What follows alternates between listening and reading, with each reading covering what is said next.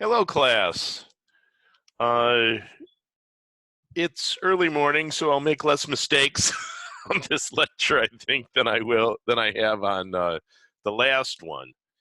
And what I want to do with this lecture this morning is I want to do an example problem of the material that we sort of covered in the last lecture. So let's just draw a little boundary here, and then I'm going to put the normal, to the boundary there. I'm going to say that the incoming ray, I say ray, but I really mean electromagnetic field. So our electric field magnitude is going to be a very small 20 volts per meter. So E1 is going to be 20 volts per meter. We know that the relative permittivity of the first thing here is going to be 1. So basically air, the vacuum of space, whatever you want to think of. Now, we don't know. We know that this angle here is 30 degrees. Did I do that? Did I forget to? There it is. Yeah, just a second. Let me put the timer on. I find that I get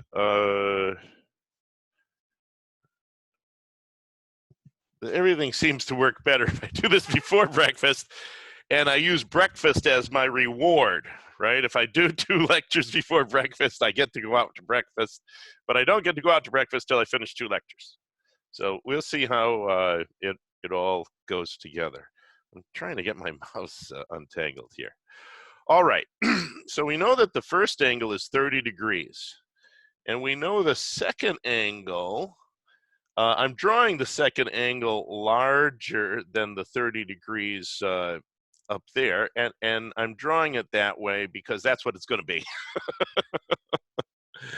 I mean, I already know that. You don't because you're taking the course, but I've already had these courses. So the relative permittivity of the second material is going to be 6. And we know that, and from that derivation that I did for you in the last lecture, basically showed that all of these have to, for a conductor, they all have to come in perpendicular to the conductor surface, and then they never penetrate the conductor. They always go along the conductor surface. Now that's theory, of course, and I mentioned with the skin depth penetration equation that we worked with in the last lecture that this is the theory, but the reality is that you do actually slightly penetrate the conductor, and it has to do on the conductivity of the conductor. So anyway, we've got pretty much all of our parameters. What we want to find out is what is E2. And I should put all that on there. Right, what's E2? What is theta 2? Right? I'd like to know what D1 is. I'd like to know what D2 is.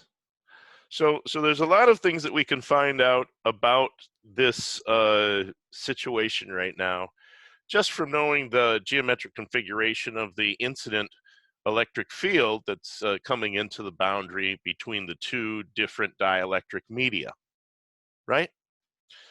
So that is our thing. So let's get started. First of all, let me just sort of drop a little line down here so that I'm going to put it all the way down there because I'm going to put some answers inside this box too. And the first thing that we'd want to look at, okay, so I'm going to say example problem boundary. I want to talk about some other things too today, though, too. So we'll see if it's in this lecture or in the other one.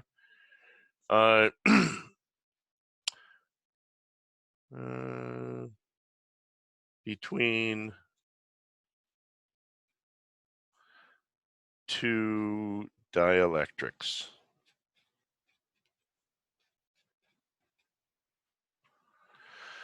All right, so the first thing that I want to do is I want to find out what D1 is, right? We know that D1 is just going to be epsilon 1 times E1, right? So we know that, and we know their magnitude, of course, that should be an arrow. We know their magnitude should be that. So, well, let's see, what is the permittivity of dielectric 1? Why don't I just extend that right across there? Well, we see the relative permittivity is 1. So we know that the permittivity is going to be the relative permittivity times the absolute permittivity. Let's never forget the absolute permittivity, right? So it's going to be 8.85 times 10 to the minus 12 farads per meter, right? Times 1. Now, I wouldn't put it in there if I was doing this myself, but that's the relative permittivity. That's the absolute permittivity, right? Keep those all straight so that we know what that is. And then multiplying this by 20 volts per meter, right? Not a very hefty electric field, but, you know, let's just work with the numbers that we are given.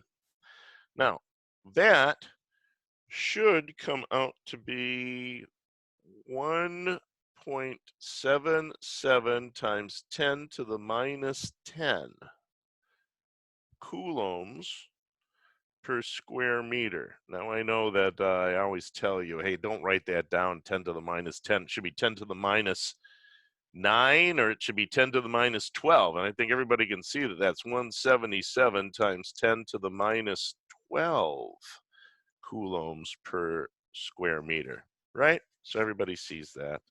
That's D1. And that would be the magnitude of D1. So there you go. So we've got D1 out of the way. And we know a couple things about this boundary, condition.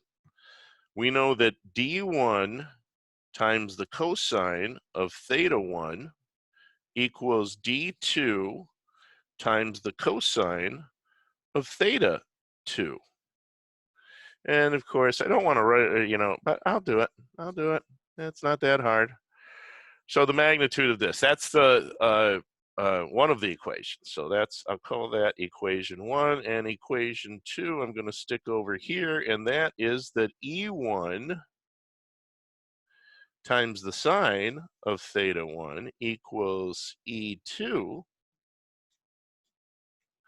times the sine of theta 2, right?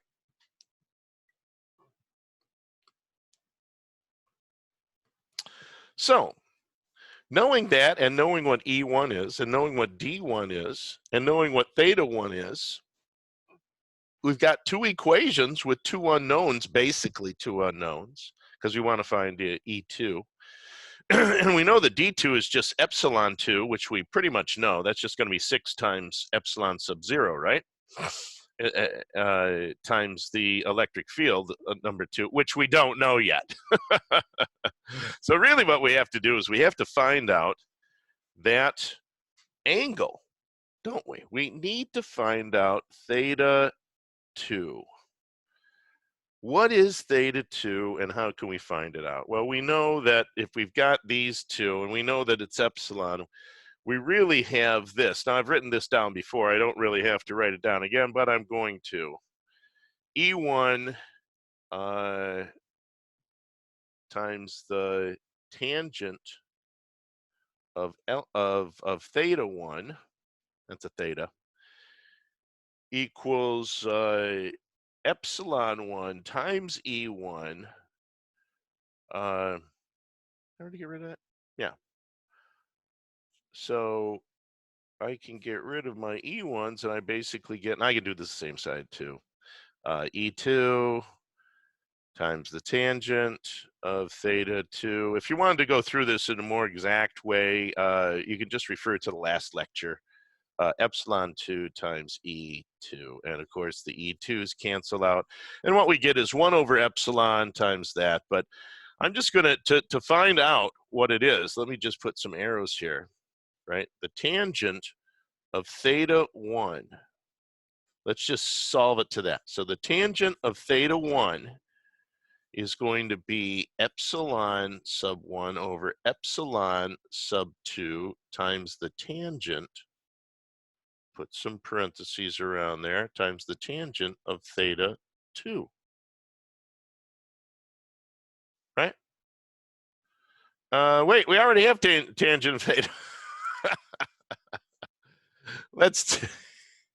Well, I guess it doesn't matter when I get up. Tangent of theta, I could just switch around there, but tangent of theta 2 equals epsilon 2 over epsilon 1 times the tangent of theta 1. And of course, we've already got those.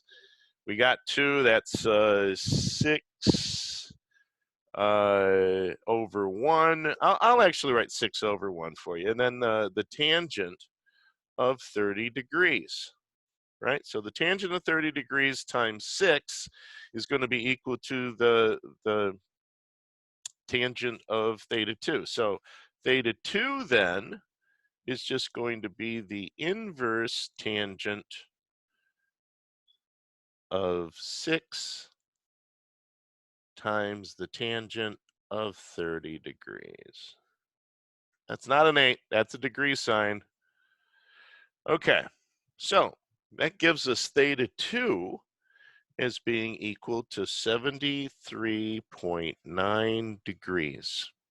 And of course, that's what I've got up here too. So 73.9 degrees. 30 degrees coming in, 73.9 degrees going out. And that's because the secondary dielectric is larger than the first dielectric, right?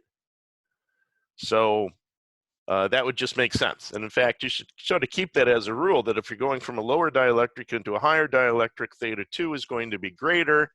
If you're going the other way around, it's going to be less. In fact, if we started with 73.9 here and the arrows were going the other way, it would still be 30 on the other side. Okay, well, that gives us one thing that we can tick off our list. We know what theta 2 is, right? Well, you know, now that we know what theta 2 is, let's just circle that, because that's the first thing that we wanted to find out, isn't it? So now that we know what theta 2 is, we can go back to our original relationships that we've got here, and we can find out what E2 is, because we know everything in that equation now except for E2, don't we? So the magnitude of E2 is going to be equal to the magnitude of E1 times the sine of theta 1 divided by the sine of theta 2, right? So we've got 20 volts per meter times the sine of 30 degrees divided by the sine of 73.9 degrees. And that tells us that E2 is equal to 10.4 volts per meter, right? Like I said, very small electric fields that I've used in the example problem here. You know, we don't even have to, I'm just going to put E2 here. We don't even have to go to the definition of D to solve the other one, because we can say that D2, right? The magnitude of D2 is just going to be the magnitude of E2 times epsilon 2. But let's not forget that that epsilon 2 is really going to be the 6 times the 8.85 times 10 to the minus 12 farads per meter, right? Everybody remember that? You got to put that in there, not just the relative permittivity. I only mention this so much because, you know, I'll say this so many times. What have I said? 400 times? And there's still people on the first homework or the first test or whatever that are going to forget that this exists entirely. They're going to forget that it's 8.85 times 10 to the minus 12. They're just going to put the relative permittivity, and they're going to get it wrong. And I've taught this class so many times, I don't even know where that comes from. I mean, how many times do I have to say that the permittivity is the relative permittivity times the absolute permittivity? So if we multiply those together, what we end up getting is 5.53 times 10 to the minus 10, right? And of course, that's coulombs per square meter, because that's what D is. D is coulombs per square meter. Did not even get a coffee this morning. I'm sitting here. I have no coffee. But we're actually making great headway for the morning lecture. All right. Now, what material is this? This material that it's going into is mica, right? Because the relative permittivity of mica is 6. And mica is also a material that is used quite extensively for capacitor manufacture, right? And mica is really good because it's got a huge breakdown strength. In fact, I want to do an example problem designing a capacitor with mica and designing a capacitor with strontium titanate and show you the difference between those two. Now, I've been talking. I got like 25 minutes left. I better get a glass of water. Just a second. I'm gonna put you guys on pause for a second. Okay, I'm back, and I have a beautiful cup of tea, which reminds me of my Australian life. That's right. I'm not really here. I'm really in Australia.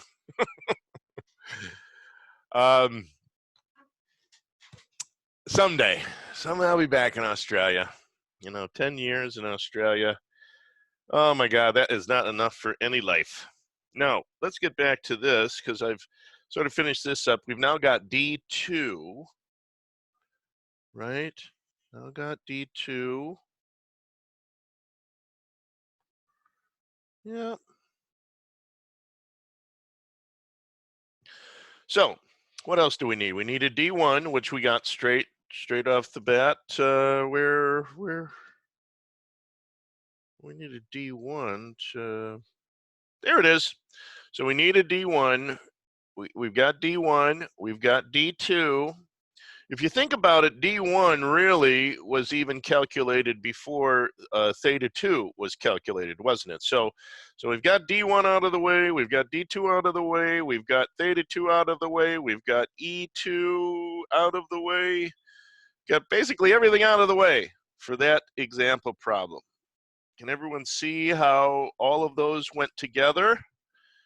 And we used our boundary conditions to set the whole thing up. Now, I don't want to stop there. There's a few things that I would like to do. I just thought about another thing too, but I'm not going to do that right now. What I want to do is I want to look at the skin depth penetration, right, for submarines. So that's another thing that we're going to be doing here is we're going to be doing submarines. Submarine communication. And that doesn't mean just running a cable underneath the ocean. No. What I want to do is I want to communicate with submarines. So I'm going to have to broadcast through a conducting medium. And a conducting medium that is very conducting, but not entirely conducting, right? So what we want to do is we want to figure out, well, what is the penetration? How much can we penetrate seawater? And to do that, we have to know a few things about seawater. And because, if you look at our equation that we have here for the skin depth penetration, it's 1 over pi times F times mu of the conductor. I'm just going to now put C there. Remember, just like for permittivity, permeability is R times, so that's not an O there. That's for the conductor. And then there is the conductivity of the conductor too. Let's rewrite this equation. So it can also be written as the resistivity of the conductor divided by pi times F times the permeability of the conductor, right? We've worked with this enough now that I don't have to I don't have to fully write COND out underneath both of those two variables. Woo! That's a beautiful cup of tea, isn't it?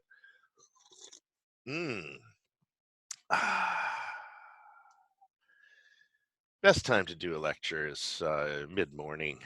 Actually, it's pretty early morning right now. So let's get back to that. We also, I just want to write this down. I'm just going to stick it in this little place right here. Always remember that the resistivity of copper is going to be 16 ohm nanometers. Right? So that's 16 times 10 to the minus 9 ohm meters. Just learn how to use conversion factors, right? You'll never have to worry about that. And then for aluminum, and remember the conductivity, right, is just the reciprocal of the resistivity, is 27 ohm nanometers. You don't know how many times you're going to be using those.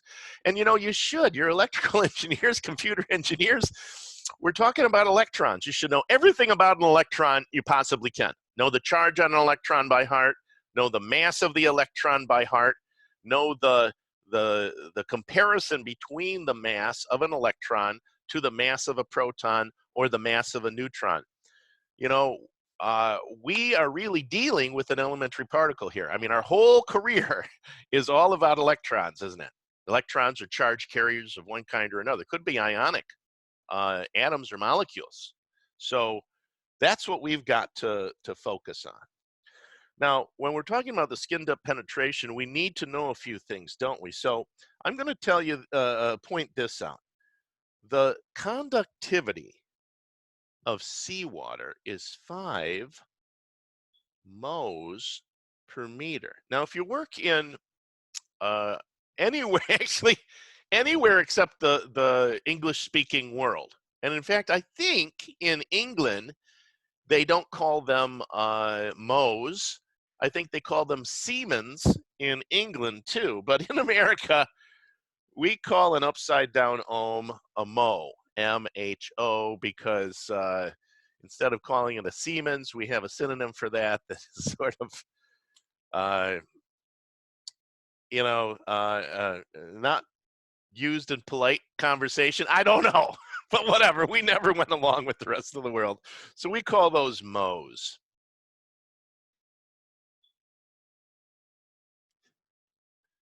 So we call them mhos, but I just want to tell you what the terminology is for the rest of the world. So you'll know it if you hear that. So that's what it is for seawater. What is the conductivity? Now I'm going to put seawater there, and this is just the conductivity for distilled water, right? So for distilled water, it's 5 times 10 to the minus 4 mhos per meter. See the difference? There's a 10,000-fold difference in the resistivity of seawater as compared to distilled water. Now you're probably thinking, well, how does that compare to, let's say, river water or groundwater that we drink? Would groundwater that we drink have the same conductivity as seawater? No, not at all. The regular water that we drink is someplace in between those two. So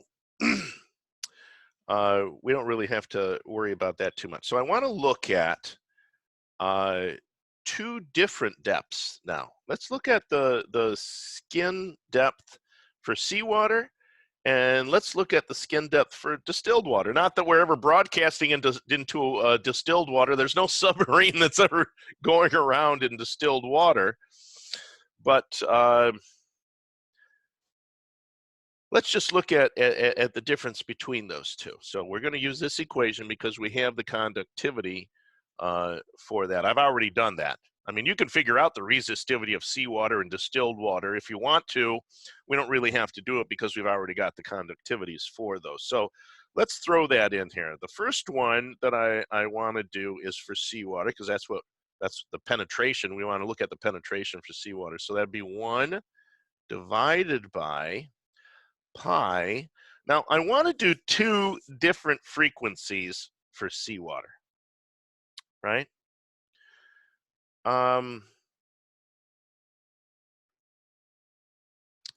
Let's do 60 hertz the first time. 60 hertz. Now you're saying, wow, that is a really low frequency. In fact, 60 hertz is a low frequency, and that's and the wavelength, God, think of the wavelength for a 60 hertz waveform. But if I was communicating at 60 hertz, and the permittivity of seawater, by the way, is, or did I say permittivity? Permeability of seawater, by the way, relative permeability is just 1, right? And so that would be 1 times 4 pi times 10 to the minus 7 henries per meter. Oh, forgot to bring that over there. I got to bring this way over there too. And then the last thing would be my conductivity, and that's going to be 5 mhos per meter. And let's keep that all in the denominator. So if I do that, then the skin depth penetration of seawater at 60 hertz is going to be 29 meters, right? Now, what if I was to do that same thing with distilled water? I mean, there's no submarines, like I say, swimming around in distilled water, but if I was to do it in distilled water and that was 10 to the 4 greater, right? Well, the square root of 10 to the 4 is going to be 10 to the 2. So I think everybody realizes that we're actually going to multiply this by 100. So if instead of communicating with a submarine in seawater, I was communicating with a submarine in distilled water, I could actually broadcast, that submarine could be down at 2,900 meters, and I could still broadcast my 60 hertz signal to them at 2,900 meters. But look at the difference with seawater because of the conductivity of seawater.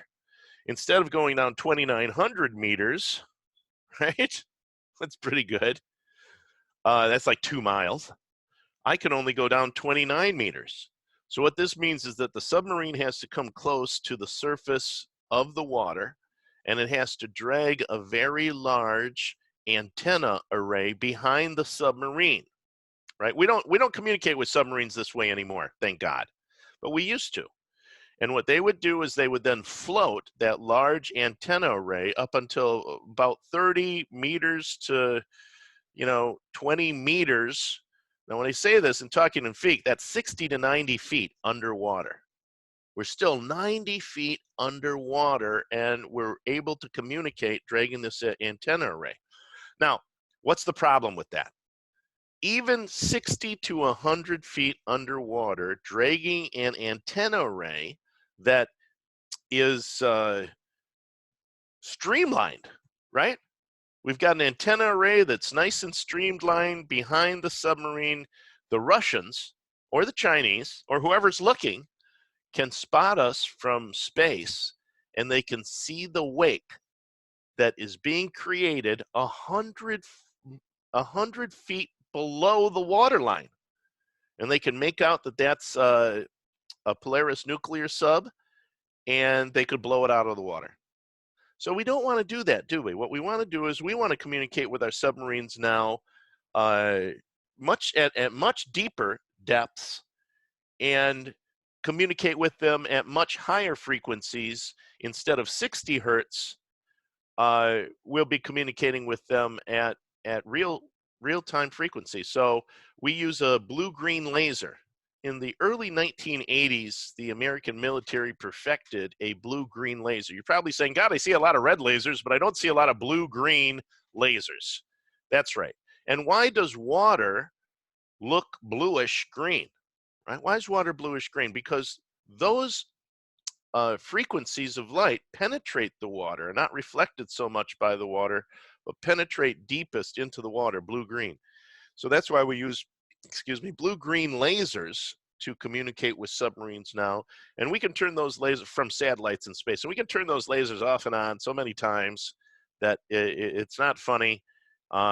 Basically, everybody down in that submarine now can exchange email with their family and everything else. It's a much less remote situation than it used to be. Delicious tea. I used to have a cup of a pot of tea every morning. My wife would throw that pot of tea in the middle of the table, and me and all the kids, we'd grab it. Okay, back to this. So 2,900 for distilled water, 29 meters for non-distilled water. I just I wanted to go at 3,000 hertz. So let's do another one. And this is going to be at 3,000 hertz, so that we can actually get a pretty good communication channel. Now, when I say 3,000 hertz, why do I use 3,000 hertz? Because that's the bandwidth for a telephone system, isn't it? That's right. We can't audition for the Metropolitan Opera over a telephone, because a telephone only transmits approximately 3,000 hertz. So if I was going to do that, and everything else is basically just going to stay the same, I mean, because we're still talking about seawater. So if we're talking about it at 3,000, which would be like a telephone call to a submarine. Oh, hello, I've got a telephone call. And then I'm going to put mu sub 0 here, right? Because the permeability of seawater is 1. So just mu sub 0. Okay, I'll put a 1. There's a 1, and there's my 5 mhos per meter, right?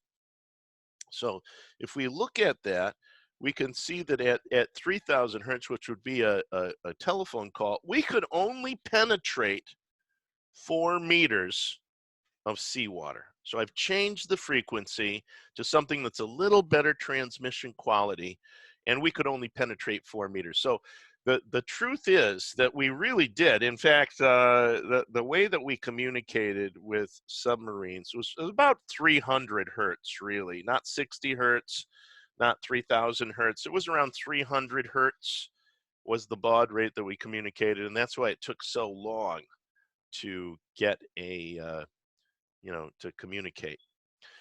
Okay, well, that pretty much takes care of that whole example problem that I was going to do. And I also,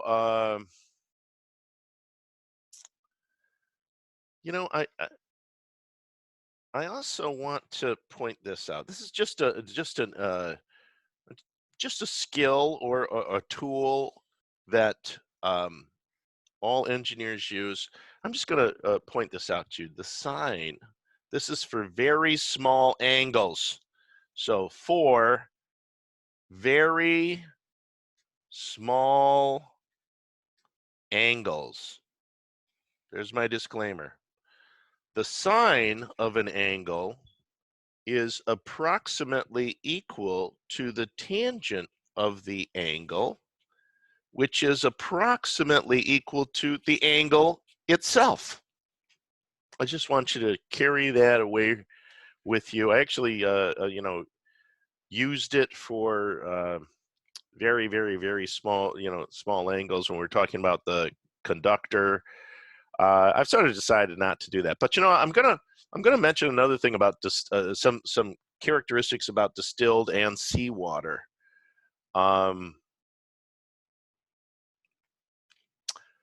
Seawater's permittivity, the relative permittivity for seawater is complex. In fact, all permittivities are really complex, but 72 plus J60, that would be the relative permittivity for seawater. The relative permittivity for distilled water is 81. Okay? And we know that the relative permittivity of metal, right, any type of conductive metal, is infinity. Keep that in your head. And the breakdown strength, right? Remember the breakdown strength we use in the atmosphere? That's what happens with lightning, and all dielectrics have breakdown strength. So the breakdown strength of distilled water, let's put that somewhere, distilled water. Let's just wrap those things together so that you know that I'm talking about distilled water.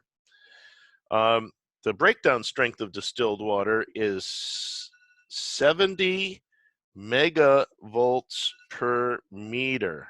So I just thought I'd throw that in at the end. Oh, there's my timer, which probably isn't correct at all, but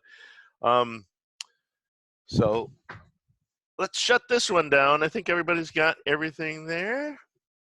Okay.